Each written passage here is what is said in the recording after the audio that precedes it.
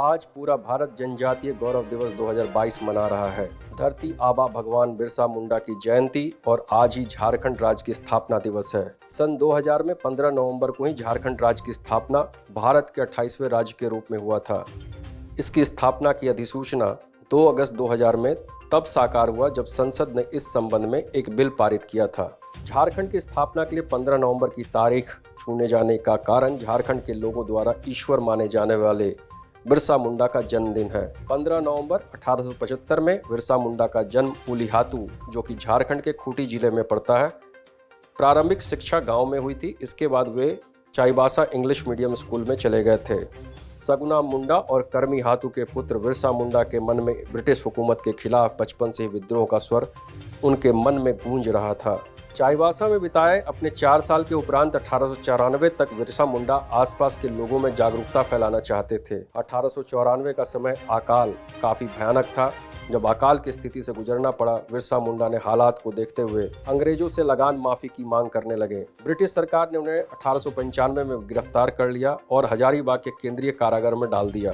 अकाल पीड़ितों के प्रति उनके समर्पण की भावना, ब्रिटिशों के खिलाफ निडर एवं साहसिक कार्यों ने लोगों के बीच महापुरुष के रूप में जाने गए और उन्हें धरती आबा के नाम से जाना जाने लगा।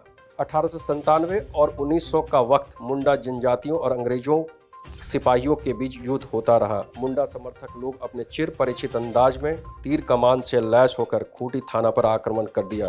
1898 में तांगा नदी के किनारे मुंडा लोगों का सामना पुनः अंग्रेजी सेनाओं से हुआ, जिससे पहले अंग्रेजी सेना तो हार गई, तत्पश्चात इस क्षेत्र में बहुत से आदिवासी नेताओं की गिरफ्तारी हुई। जनवरी 1900 में जहां बिरसा अपनी जनसभा को संबोधित कर रहे थे, डोमबारी पहाड़ी पर एक संघर्ष हुआ था जिसमें बहुत सी औरतें और बच्चे मारे गए थे।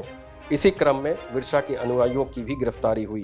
3 मार्च 1900 को बिरसा मुंडा को ब्रिटिश पुलिस ने गिरफ्तार कर लिया जब वह चक्रधरपुर के जमकोपई जंगल में अपने आदिवासी गुरिल्ला सेना के साथ सो रहे थे। 9 जून 1990 को 25 वर्ष की छोटी उम्र में रांची जेल में उनका निधन हो गया।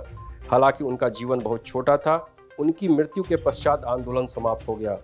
जनजाति समुदाय के खिलाफ लोगों को लामबंद करने, अंग्रेजों को आदिवासियों के भूमि अधिकारों की रक्षा करने वाले कानूनों को लागू कराने के लिए औपनिवेशिक अधिकारियों को भी मजबूर कर दिया था।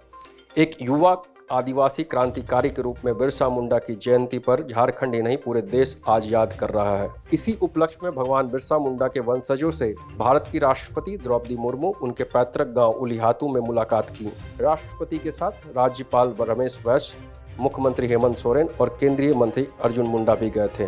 धन्यवाद।